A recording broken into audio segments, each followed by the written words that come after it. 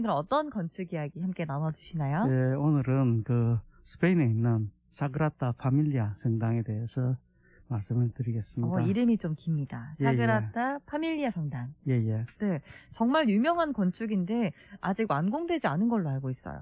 예, 사그라타 파밀리아 성당은 성가정 성당으로 번역이 되죠. 예, 성가정 성당. 그리고 어떤 데 보면 성가족 성당으로 번역되어 있기도 합니다. 네. 예, 1880 2년에 공사를 시작했는데 아직도 미완성이죠. 140년 지났죠. 예. 네.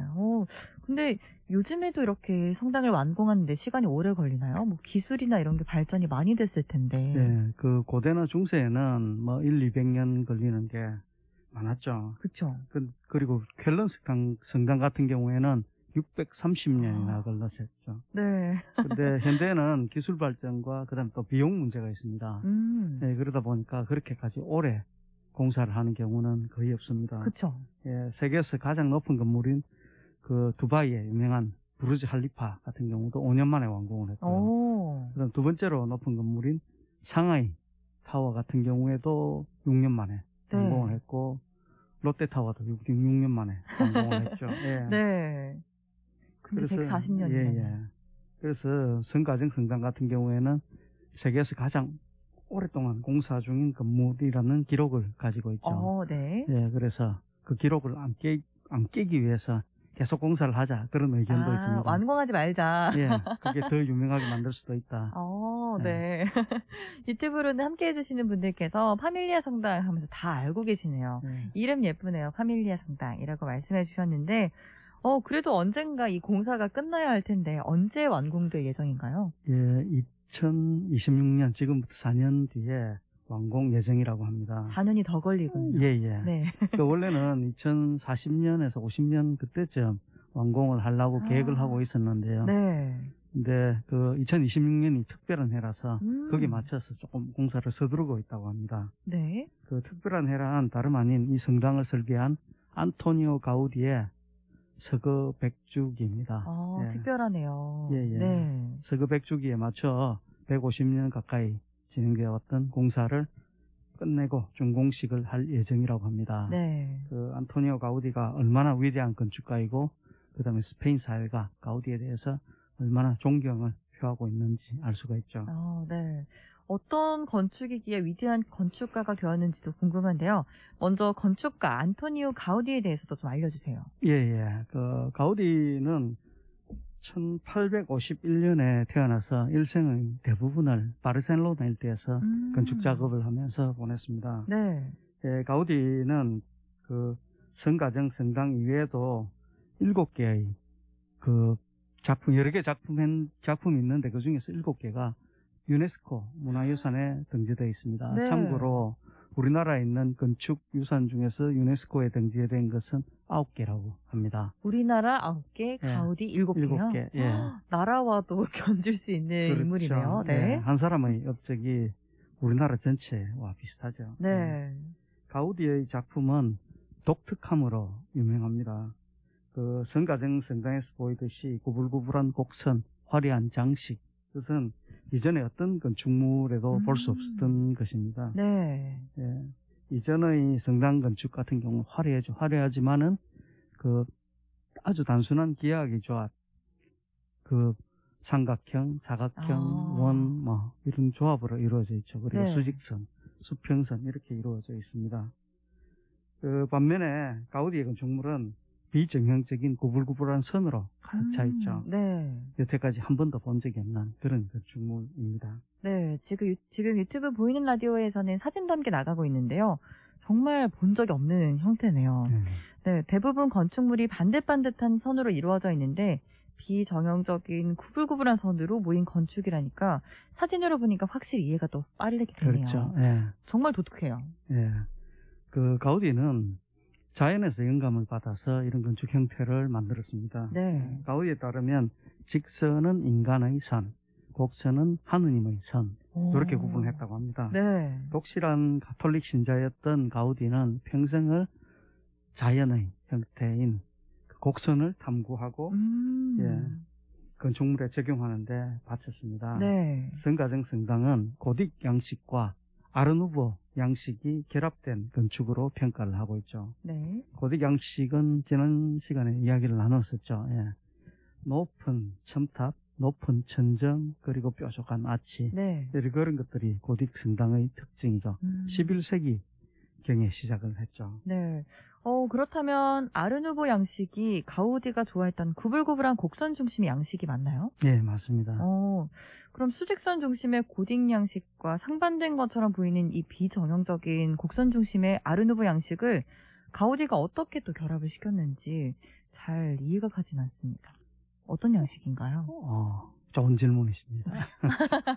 네, 그 가우디는 그 고딕 양식의 특징 중에서 높은 첨탑, 높은 천정 등 기본적인 것만을 유지했고, 네. 나머지 아치 모양이라든지 기둥, 천정 등의 형태는 고딕 양식을 따르지 않고 아르누보 양식을 적용을 했죠. 네. 네. 그 아르누보는 19세기 유럽에서 시작된 그 건축 양식입니다. 예술 양식이죠. 그 아르누보 양식의 특징은 자연에서 탐구한 부드러운 선을 네. 많이 사용했다는 점입니다.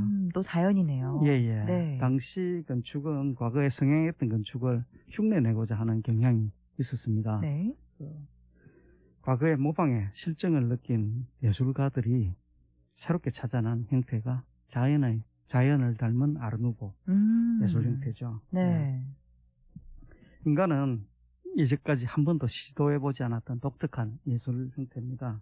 하지만 아르누보의 수명은 그렇게 길지 않았고요. 네. 예, 특히 건축물에는 거의 적용이 되지 않았습니다. 왜요? 구불구불하고 비정형적이다 보니 일단은 공사하기가 너무 까다롭고 비용이 너무 많이 들죠. 네. 예, 그래서 그런 현실적인 문제 때문에 적용이 잘 안 됐습니다. 네. 그 안토니오 가우디는 아르누보의 영향을 받았다고 볼 수 있습니다. 하지만 가우디는 아르누보 양식을 뛰어넘어서 자신만의 독특한 세계를 구축했죠. 예, 가우디는 자연을 깊이 탐구해서 형태뿐만 아니라 자연 법칙을 이해하고 그것을 그대로 적용을 했습니다. 네. 예를 들면 그 성가정 성당에 사용한 아치는 이전에는 반원하고 수직선이 결합된 형태였는데 네. 그 끝부분이 삼각형처럼 그 가우디 아치는 벌어져 있죠. 네. 그게 자연에서 작동하는 힘의 원리를 그대로 적용한 형태입니다. 네. 이처럼 가우디의 건축은 자연 형태의 단순한 모방이 아니라 그 원리를 탐구하고 그것을 적용했다는 점에서 전통적인 아르누보와는 차이가 있습니다. 네, 형태뿐만 아니라 그 원리, 법칙까지 함께 응용을 했다는 거죠. 그렇죠. 예. 네, 그럼 이제 건축물에 대해서도 알아볼 텐데요. 가우디가 성당 건축을 처음부터 맡아서 진행한 건가요? 네, 그것은 아닙니다. 처음 시작했을 때, 네. 그 초기 성당 건축의 책임을 맡은 분은 프란치스코 빌라라는 분이셨고요. 네. 그 가우디가 다녔던 학교의 교수이기도 하셨던 분입니다. 예, 성가정 성당 공사는 1881년에 시작되었는데 그때 책임 건축가이던 빌라는 1년 정도 하고 사임을 합니다. 예. 네. 그 뒤에 1883년부터 안토니오 가우디가 공사를 맡아서 쭉 진행을 하게 됐죠. 그 당시 가우디 나이는 32살밖에 되지 않았습니다. 네, 젊은 아주 청년이네요. 나이죠. 그렇죠. 네. 예. 빌라가 맡았던 그 초기 설계안은 고딕 양식으로 되어 있었습니다. 처음에는 고딕 양식, 이제 점점 변화를 좀 준 거네요. 그렇죠. 네. 예. 그 1800년대 후반 그때는 르네상스, 바르코 이런 양식이 유행을 했었거든요. 네. 근데 그 전에 수백 년 전에 유행한 고딕 양식이 왜 다시 사용되었을까요? 뭔가 다시 돌아올 것 같다는 생각을 하지 않았을까요? 유행은 돌고 돈다. 이런 느낌. 예, 맞습니다. 예. 이 부분이 건축 역사에서 아주 재미있는 부분이죠. 네. 건축 역사를 보면 건축 양식이 반복이 됩니다. 예. 그 예술사가들은 그게 인간의 변덕스러운 심리 때문에 그렇다고 합니다. 네. 그 패션 경우에도 그 넓은 바지가 유행하다가 또 통 좁은 바지가 유행하다가 최근에 다시 또 통 넓은 바지가 유행을 하죠. 예. 네. 그 건축도 이와 유사합니다. 예. 그 다만 그 성당처럼 건설하는데 오랜 시간이 걸리는 건물들은 그 바뀌는 주기가 아주 길다는 것 정도가 차이가 있죠. 네, 텀이 길다는 거죠. 그렇죠. 네. 예. 그 1883년부터 성가정 성당 건축을 맡게 된 가우디는 성당 설계를 대폭 바꾸었습니다. 네. 예. 그 초기 설계 안에서 고딕 양식의 기본 틀만을 유지하고 나머지는 그 가우디가 당시 관심이 있었던 아르누보 양식으로 전부 바꿔버리죠. 예.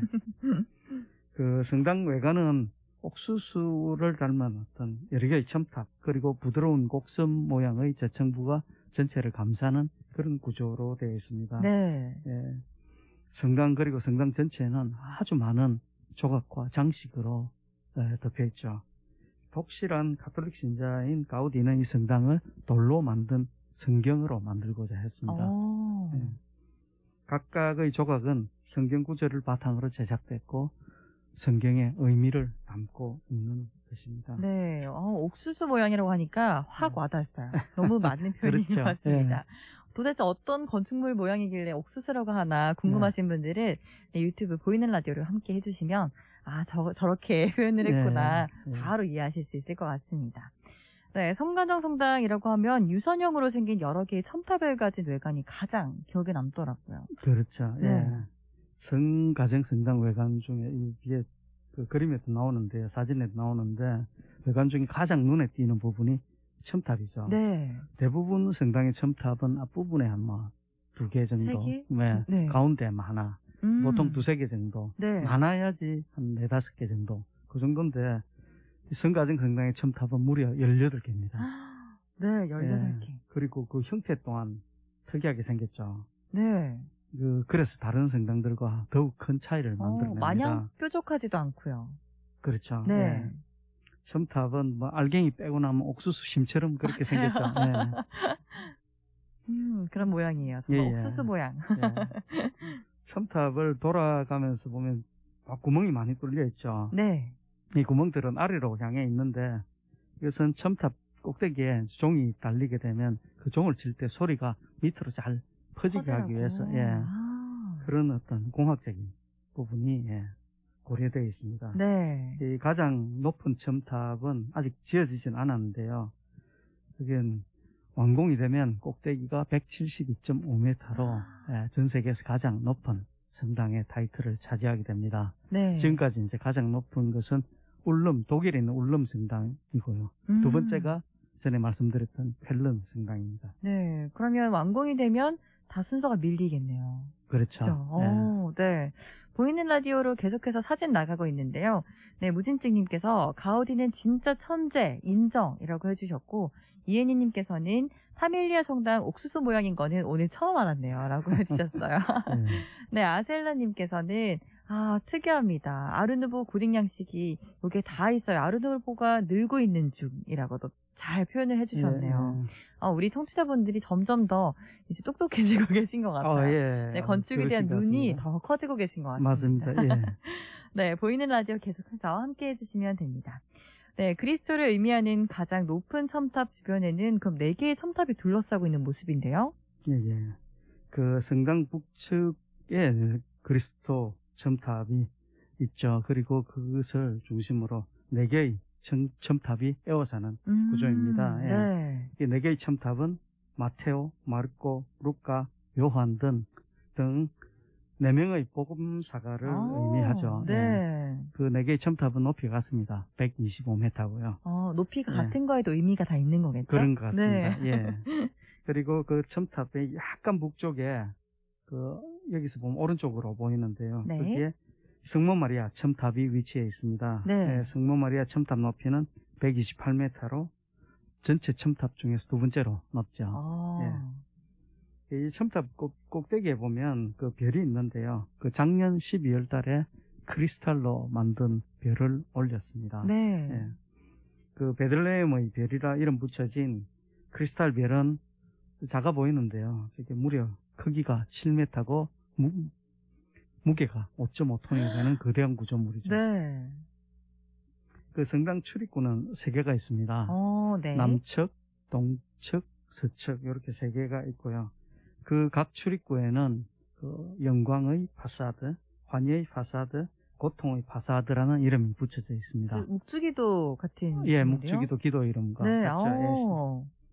예, 그리고 각 출입구를 중심으로 환희, 고통, 영광을 의미하는 조각들이 새겨져 있습니다. 정말 뭐 높이 뭐 다 의미가 있는 것 같은데 그렇죠. 처음 건축을 시작했을 때의 모습도 궁금해집니다. 예. 그럼 이렇게 또 복잡한 건축물을 만들려면 뭐 어떤 부분부터 먼저 시작을 한 걸까요? 예, 그 가장 먼저 공사가 시작된 파사드는 동측 출입구인 환희의 파사드입니다. 네. 그 예수님 탄생을 기념하는 파사드죠. 예. 네. 1894년에 공사가 시작되어 가지고 1930년에 공사가 끝났습니다. 네. 그 가우디 생전에 제작했던 유일한 파사드죠. 예. 그 예수님 탄생을 의미하는 많은 조각들이 사실적으로 새겨져 있고요. 예. 천사와 성령을 상징하는 장식들이 그 가우디가 당시 관심을 기울였던 자연을 닮은 곡선 형태로 그렇게 조각되어 있습니다. 네. 정말 화려하죠. 예. 네, 아주 또 세세하게 다 표현이 되어 있는 게 너무 신기하네요. 그렇죠. 네. 예, 정말 감동적인 형태의 네. 파사드죠. 예. 와, 오래 걸릴 수밖에 없다라는 생각이 또 드는 것 같습니다. 맞습니다. 네. 예. 동쪽 출입구만 그럼 가우디가 직접 한 거라는데 뭔가 아쉬울 것 같기도 하고 재밌는 것 같기도 하고 그래요. 예, 예. 다른 출입구는요? 서측의 고통의 파사드는 예수님의 죽음을 상징하는 파사드죠. 예, 가우디가 사망한 지 그 30년 정도 지난 1954년에 공사를 시작했습니다. 네. 그래서인지 수측 파사드의 모습은 동측과 많이 다릅니다. 그러네요. 예. 가우디가 깊이 디자인에 관여한 동측 파사드는 풍성하고 화려한 조각, 네. 그리고 사실적인 그 조각으로 그렇게 이루어져 있는데 반해서 서측 파사드는 비교적 단순하고, 예. 지금 윗부분은 그런데 밑에 부분은 비교적 단순합니다. 단순하고, 예. 평범해 보이죠. 예. 확실히 동측은 좀 어디부터 봐야 되나 싶기도 했는데, 그렇죠. 네, 서측은 그래도 비교적 동측을 보고 와서 그런 건지, 예. 네, 왼쪽부터 오른쪽까지 보면 되겠네. 약간 이런 느낌도 맞습니다. 드는 것 예. 같네요. 네. 그리고 거기에 새겨져 있는 그 십자가에 못 박혀 돌아가신 예수님, 로마 병사, 이런 모습들이 다소 추상적으로 그렇게 조각이 되어 있습니다. 네. 예. 그 남측에 또 영광의 파사드가 있죠. 예. 그는 2002년도에 공사가 나름 시작되었습니다. 최근이네요. 예, 예. 아직은 미완성 상태고요. 예, 남측 파사드는 예수님의 부활을 상징하죠. 예, 그리고 주 출입구가 될 예정입니다. 네.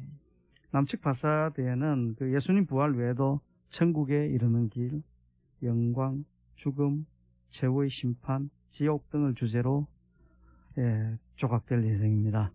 네. 탄생, 죽음, 부활 이렇게 네, 다 예. 의미가 있네요. 그렇죠. 네. 그럼 이제 입구에서 입구를 봤으니 내부로 한번 들어가 볼게요. 내부는 또 어떻게 생겼나요? 아, 내부가 기대가 됩니다. 네. 이제 성당 안으로 한번 들어가 보겠습니다. 네. 성가정 성당은 아직 미완성인데요. 이미 축성식은 했습니다. 그래요? 예, 네. 예. 2010년도에 당시 베네딕토 16세 그 교황님께서 축성식을 하시고 여기에 준대성당이라는 지위를 부여하셨죠. 네. 예. 성당 크기는 길이 약 90m, 폭 60m 정도로 그 아랫부분이 약간 더 긴 라틴 십자가 형태를 하죠. 그 모양을 하고 있습니다. 네. 예. 꽤 큰 성당인데 앞서 소개시켜드렸던 성당들, 예를 들어 뭐 성베드로 성당이라든지 갤런 성당들이 너무 커가지고 그쵸. 상대적으로는 조금 작은 편입니다. 하지만 꽤 큰 성당이죠. 이제 사진에서 성당 내부가 나오고 있는데요. 네. 예. 이 외부와는 전혀 다른 내부 맞아요. 모습이죠. 그죠? 네. 예. 다른 성당이라고 해도 믿겠어요. 맞습니다. 예. 네. 대부분 사람들이 여기를 안을 방문하면 깜짝 놀라게 됩니다. 그 외부는 조각이나 장식이 화려하긴 하지만 그 무채색의 돌들로 주로 되어 있기 때문에 네. 차분한 느낌을 주죠. 예. 그런데 그 내부는 형형색색의 빛으로 가득 차가지고 아주 신비롭고 네, 또 활기찬 화려하고, 공간이죠. 네. 예, 마치 천국으로 소풍 나온 느낌이 들 것 같습니다. 예. 네. 빛이 정말 창으로 새어 들어오는 모습이 정말 아름다운데요. 네, 유튜브 보이는 라디오를 함께 하시면 이 모습들 다 함께 보실 수 있습니다. 네, 올리버님께서 궁금해서 자료를 찾아봤는데 조각상들의 의미와 크기 정말 대단한 것 같아요.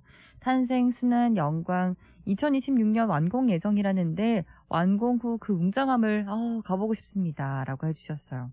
정말 실제로 보게 된다면 그 느낌이 정말 이상할 것 같아요. 그렇습니다. 네, 예. 또 알고 보면 또 다르잖아요. 예, 맞습니다. 예. 너무 아름다운데요. 예. 네, 조금 더 설명해 주시죠. 예, 아셀라, 예, 님께서 파이프 오르간이 있겠죠?라고 물어보셨는데, 네. 있습니다. 예. 오, 너무 멋있을 것 같아요. 예, 예. 네. 또 정말 내부도, 아름다운, 내부죠. 예. 네, 내부도 하나하나 의미가 있을 것 예, 같아요. 예. 내부는 무척 밝습니다. 내부는 봄, 여름, 가을, 겨울을 상징하는 노란색, 붉은색, 연두색, 푸른색 스테인드 글래스로 그 오묘한 조합을 통해서 아주 신비로운 그런 빛을 연출을 만들어내죠. 네. 화려하고 수많은 조각으로 빼곡히 채워진 그 외부와는 달리 내부는 어떻게 보면 조금 단순합니다. 예, 그리고 색깔도 흰색 계통의 돌을 주로 써가지고 아주 차분하고 조용한 느낌을 주죠. 네. 예, 그래서 그 빛 말고 빛 없다고 가정하고 내부 인테리어만 평가하면 어떻게 보면 조금 평이하다는 그런 느낌이 들 수도 있을 것 같습니다. 네, 그럼 뭐 이렇게 또 단순하게 디자인을 한 거에 대해서도 의미가 있을 것 같은데 다른 이유가 있을까요? 예, 예. 그 내부 같은 경우에는 사람들이 빛을 중심으로 어떤 특별한 경험을 하도록 디자인했기 때문에 예, 그래서 단순하게 했다고 합니다. 네. 예. 그 내부 장식과 재료가 너무 화려하면 빛을 제대로 느낄 수가 없다고, 없죠. 예, 네, 그래서 빛에 그렇습니다. 집중할 수 있게 하기 위해서. 그렇습니다. 네. 예. 그 자연의 빛이 스테인드 글래스를 통과하면서 신비로운 빛으로 바뀌고 그 신비로운 빛이 단순하고 깨끗한 벽면에 떨어지면서 그 공간은 온전히 신비로운 빛으로 채워지죠. 예.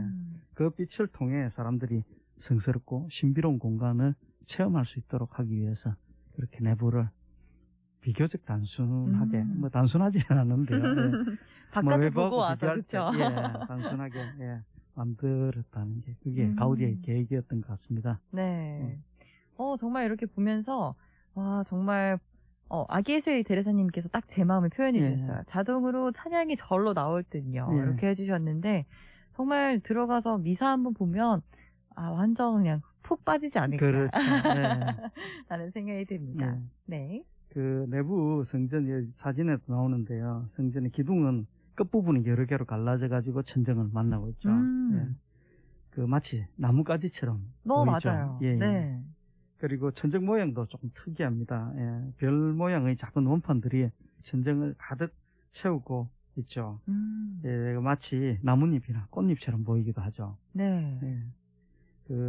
가우디가 자연을 탐구한 자연을 건축에서 표현하는데 평생을 바쳤다는 것을 생각해 보면 아마도 나무로 가득 찬 숲 그리고 숲과 어우러진 신비로운 빛 이것을 표현하고자 했던 게 아닌가 싶습니다. 네. 예, 물론 다르게 해석하시는 분들도 있습니다. 예, 어떤 분들은 이게 뼈를 상징한다고 하는 분들도 있고요. 네.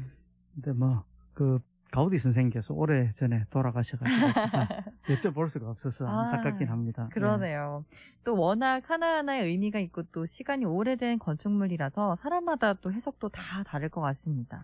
그래도 중요한 건 이 성당을 보면서 하느님의 높으심을 알 수 있다면 그걸로도 충분하지 않을까 싶어요. 그렇죠. 그렇죠. 예. 하느님을 느낄 수 있는 공간일 것 같습니다. 예. 그 때문에 가우디가 가우디에 대한 시복에 대한 논의가 있었습니다. 네. 지금 다시 진행되는지는 모르겠는데요. 예. 그 정도로 위대한 건축가고, 영성적으로도 아주 위대하신 분이었다고 그렇게 사람들은 평가하는 것 같습니다. 네. 예. 오늘은 그 위대한 건축가 안토니오 가우디에 대한 이야기를 나눴고요. 세가라타 파밀리아 성당에 대한 이야기를 같이 나누었습니다. 네. 어떻게 너무 재밌었나요? 재밌었고요. 네. 그 표현들이 더 재밌었어요. 아. 옥수수를 닮았다는 것과 예, 봄, 예. 여름, 가을, 겨울, 빛. 예, 예. 네, 이런 예, 생각도 예. 많이 들었던 것 같습니다. 예. 저희 그럼 다음 시간에는 어떤 성당 알아보나요? 예, 다음 시간에는 그 스페인에서 한 번 더 스페인 성당에 대해서 한 번 더 이야기를 나누겠습니다. 네, 오늘도 스페인 성당에서 알아봤는데 다음 달에도 함께 알아보겠습니다. 네. 네, 오늘도 설명 또 자세하게 재밌게 해주셔서 너무 고맙습니다, 교수님. 예, 예. 예, 오늘 수고하셨습니다. 네, 감사합니다. 네.